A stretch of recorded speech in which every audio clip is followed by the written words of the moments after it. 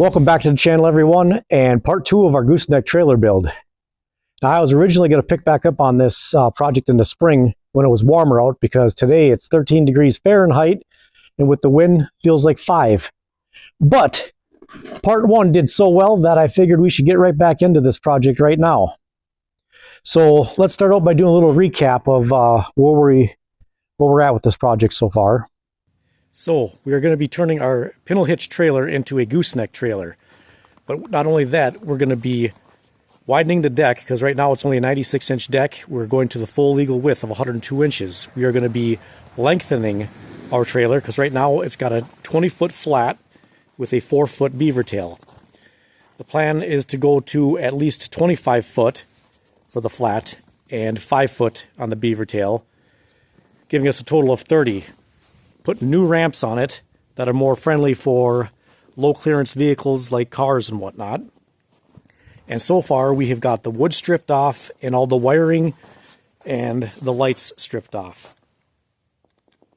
We started building the new section that we're adding on to it with our brand new axles. We got more to do to it yet, but this was a good start. And then, like I said in the part 1 video, this frame up here on the car hoist is going to be playing a part in our gooseneck trailer build as well. And guys, that's just a quick recap of where we're at so far with this project. For those of you who missed part 1, you might want to go back and check it out to get all the details. But as of today, we are going to start by hacking this thing up. What I want to do is, right now this trailer does not fit in my shop, and I would like to get it into the shop to work on the majority of it. So because we got to take the beaver tail off anyways, I think that's what I'm going to start with, is on this cutting off this rear, because if I can get that last 4 feet off, it should fit in there then, and we can finish cutting the rest of it apart in there. So let's get into it.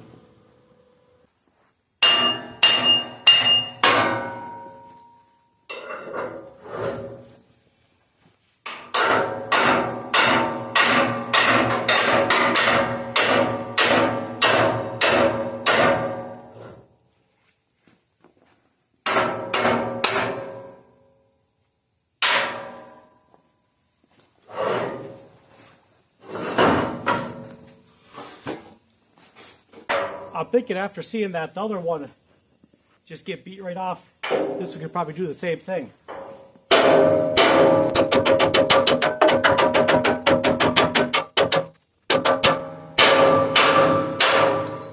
Just like that.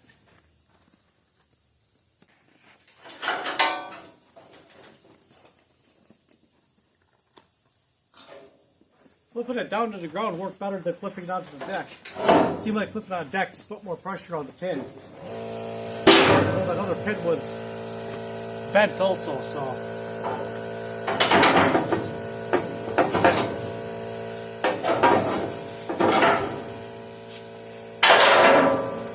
Much easier.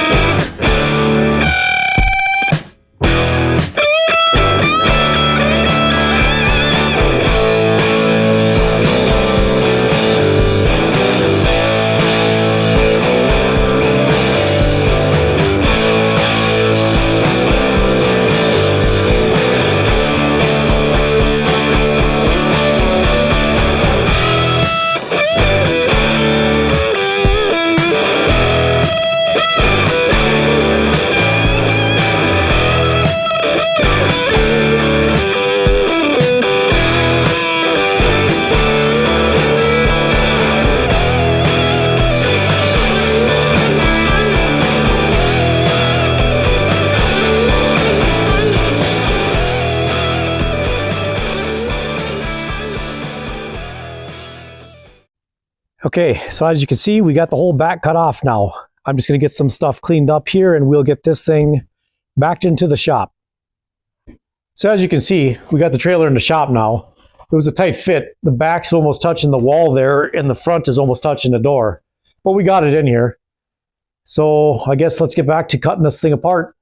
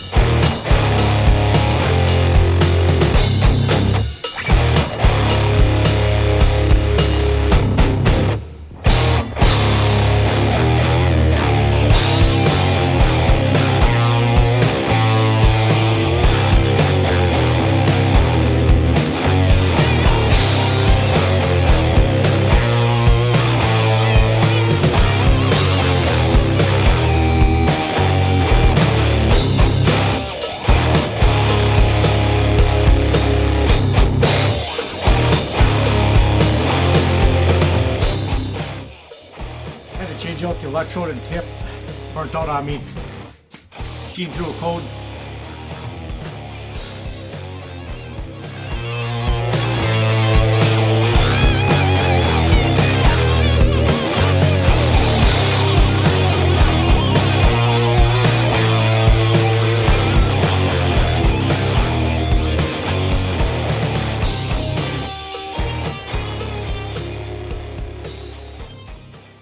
I wanted to show some of the original fabrication here. So they got this 4-inch channel that runs up the center, and I just cut out that piece back there. But I've seen this in more than one place now, where like the channel, you see they have a weld up here going to this bigger channel, but then they just attach it with like a plate here. And I've seen that on the back tail too, where I cut the back tail off. That's how the channel back there was attached too. That's just odd to me. I don't know why you would do it that way. And then if you see like that, the cross channel there, it's kind of flush with the top of the beam, as is this one. But then you come to this front one, and they got that one dropped down flush with the bottom of the beam. Now, the only thing I can think that they did that for is to help strengthen the tongue of the trailer, get rid of some of that flex at the bottom. But then, if you look at the channel here, they took the time to notch it around this channel, and then there is a splice right here where it attaches to the other channel. So, yes, I don't understand. If you took the time to do it there, then why in other places like that do you just put a plate in? That's just odd to me. Thought I'd point that out.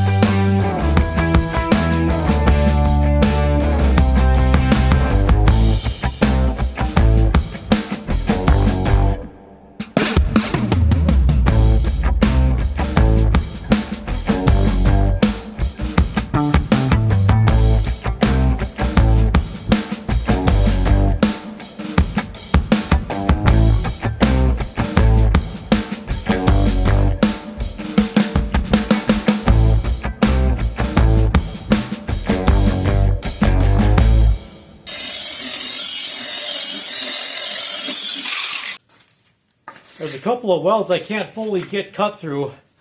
But I'm hoping if I whack it hard enough, I'll be able to break them free.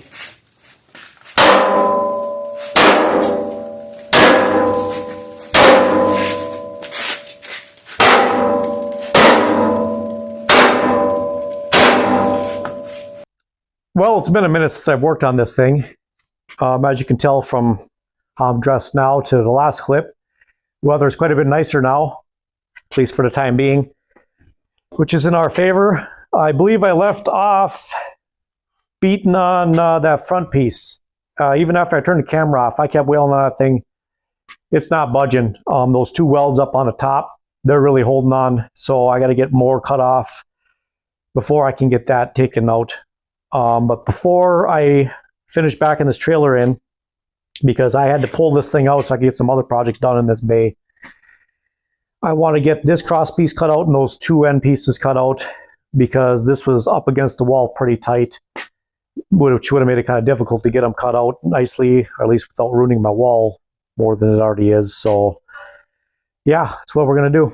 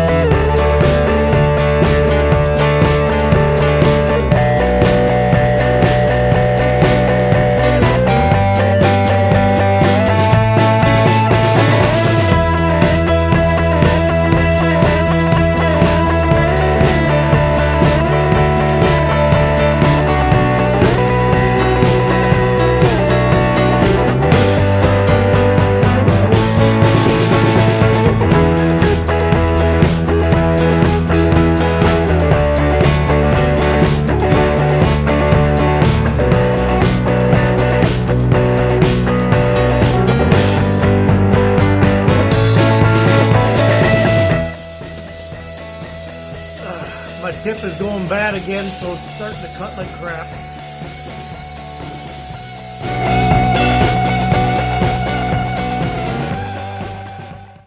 Well, in theory, this piece should be free now from the rest of it.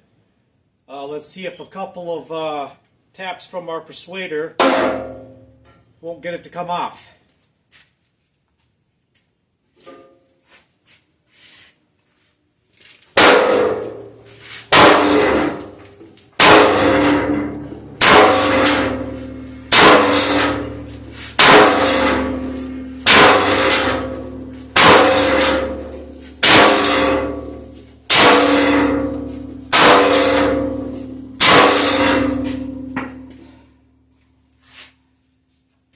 It would appear something is still holding it. I'll have to do a little investigating here to see what is still holding it. I found a couple of small welds still holding on that I overlooked. So, let's give it a whirl again. Take two.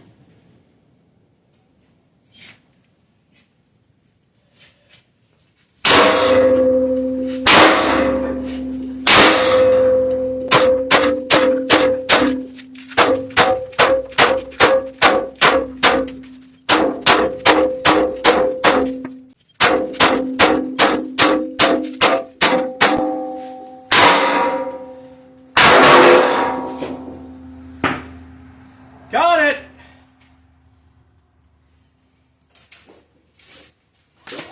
So I want to show real quick this cross piece I tried getting out before that I couldn't get out. There's welds right here and right here. Not great ones, but enough that they're holding that I couldn't get it to come out. So now I'm going to try cutting it from the top side, and then we'll whack this one out too.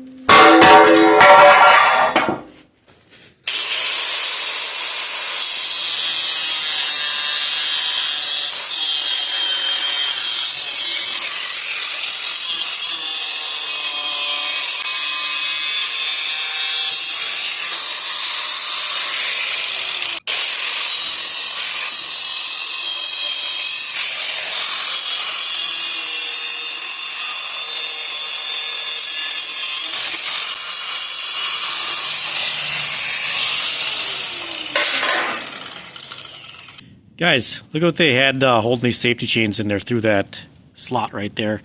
It's just a bolt with something cobbled onto it. If you remember me saying the gross vehicle weight rating of this trailer is 20,000 pounds, I have a hard time believing that if this trailer were to come disconnected from the hitch, that these safety chains were going to be stopping it. Or holding it to the tow vehicle, I should say. I can assure you the safety chains I got and the attachments are going to be much more sufficient than this.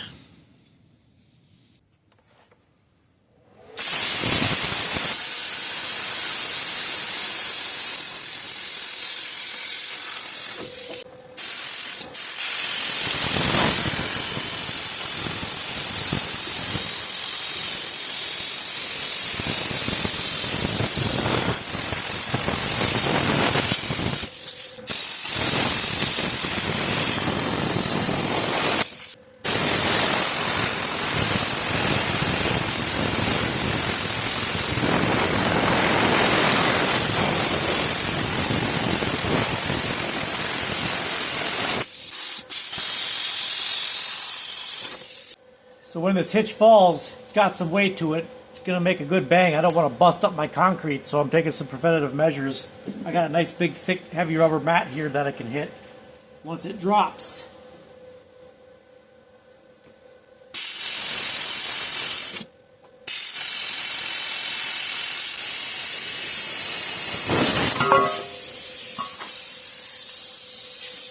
I'd say that worked pretty good.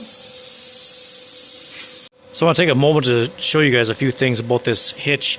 Even if I decided to keep this trailer as it is, you know, a pintle hitch, I would have definitely made some modifications here and some repairs, because you see this is a 1-inch steel plate and it used to be adjustable. You see it's 2 bolts, used to be adjustable, bolt hole there. But somebody, for some reason, the plate used to extend down to here, out, and somebody at some point cut that out. I don't know why. And then they also welded this hitch in place, so the hitch was no longer adjustable. That's not overly useful. And then I'll show you the next thing. So if you can see this big pile of rust on the floor, that's all from the inside of the hitch, and I'll show you what I mean. Come up here, and so this is actually the top side of the hitch, and that's the bottom side, and you guys can see, look how layered that steel is. I mean, it's just rusting away. You know, I can't assume that there's a ton of strength there anymore. So this would have all had to have been cut out and redone anyways. But holy man, that is bad. Years and years and years of just rust jacking there.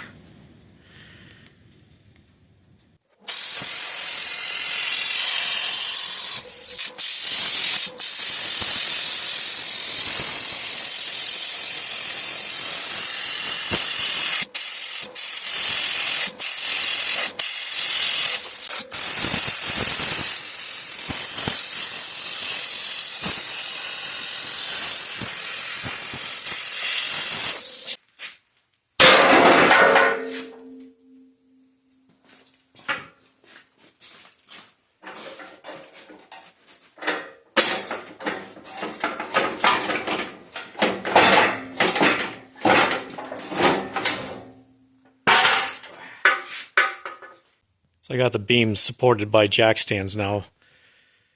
Hold them back up straight like they were. And then the channels on the front still got the jack stands under them.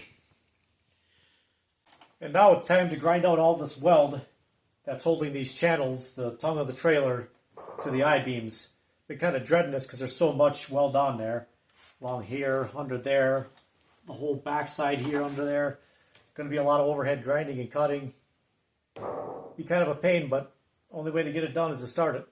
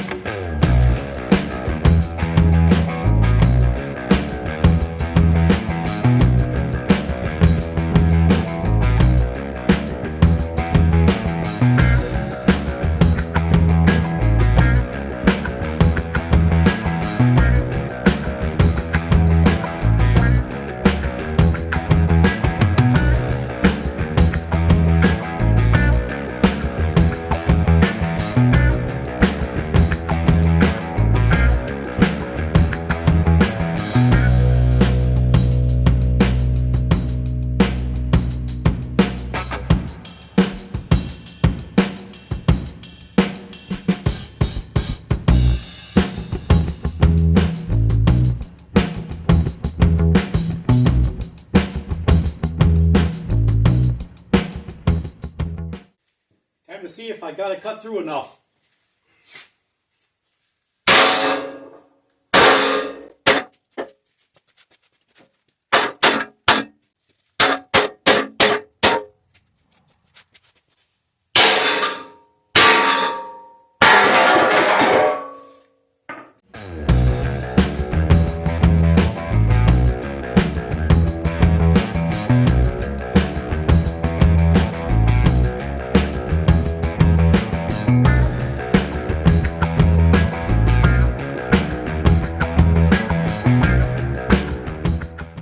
This side's a little easier. I don't know if y'all can see that. Ain't got no weld along there. They did on the other side though, so it's a little bit less I gotta grind out. That's nice.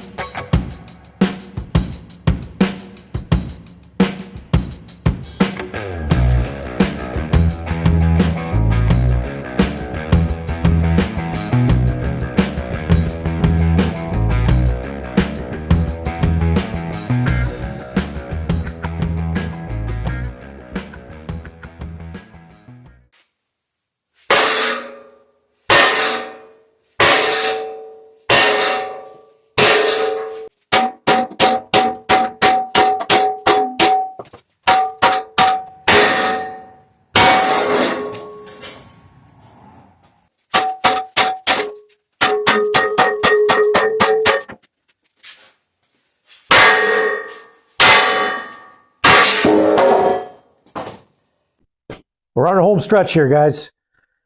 All we got left to do is cut the spring hangers off the bottom of the beams here, and then the beam should be free. You can see here I've got my cherry picker rigged up holding the beam. So if all goes to plan, after I cut this free, this beam won't follow me and crush me. At least that's my plan. Let's get to cutting.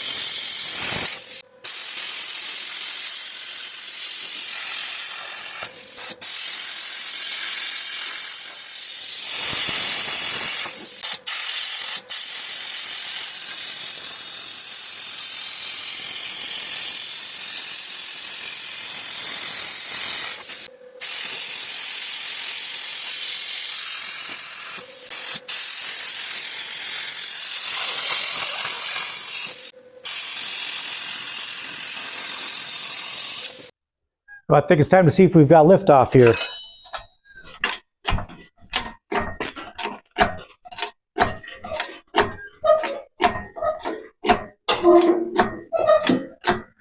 I see one of them is coming free. We may have to persuade this a little bit with some hammer action.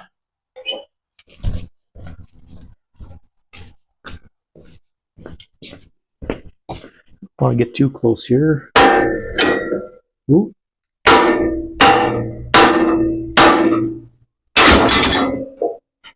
Yeah.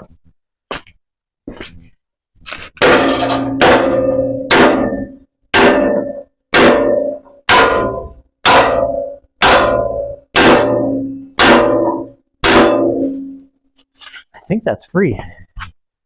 Just got to lift it up some more, I think. No, I guess I'm wrong.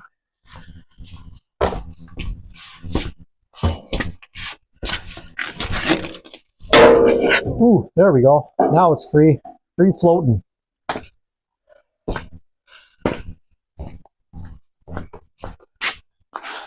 Look at that. Got one free.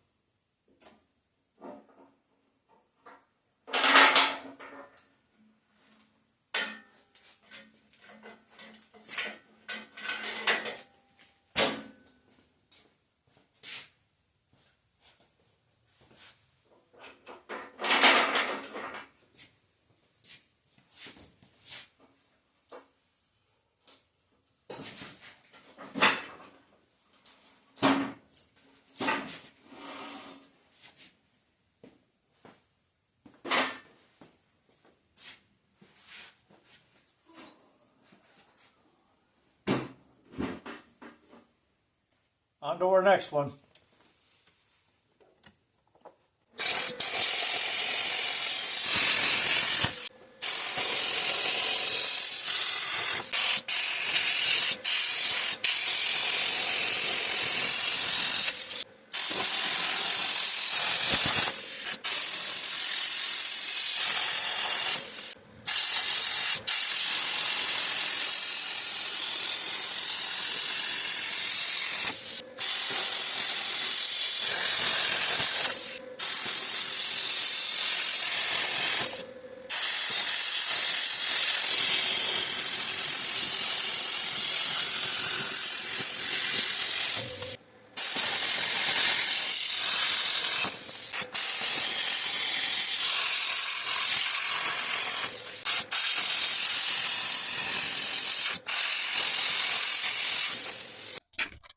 Well, let's see if we can get the second one off here. Hopefully everything is busted loose.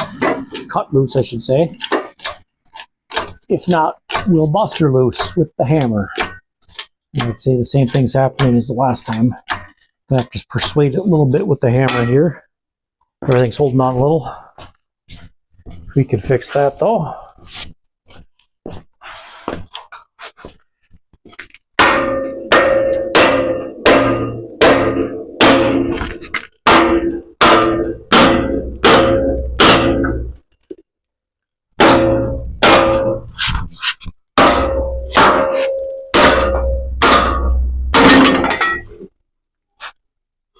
Literally, this is the only one holding on still, the front one.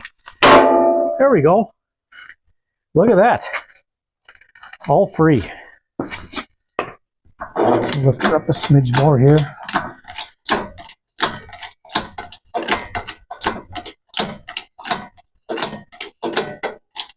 Well, can't complain about that.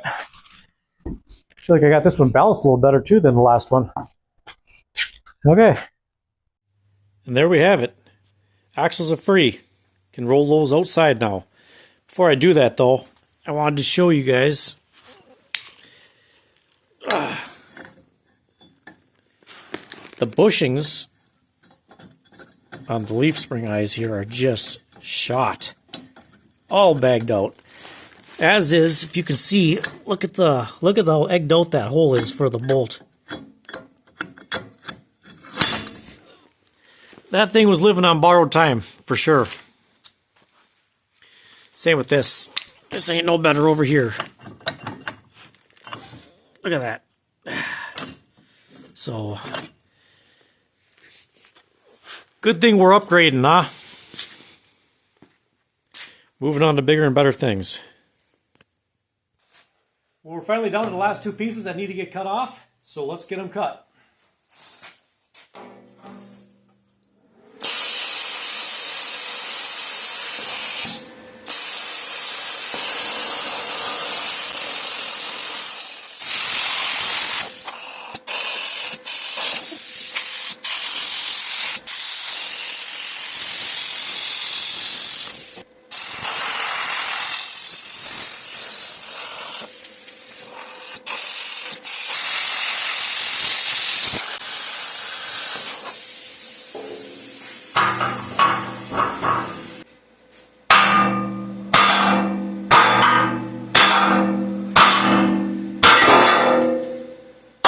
There's one.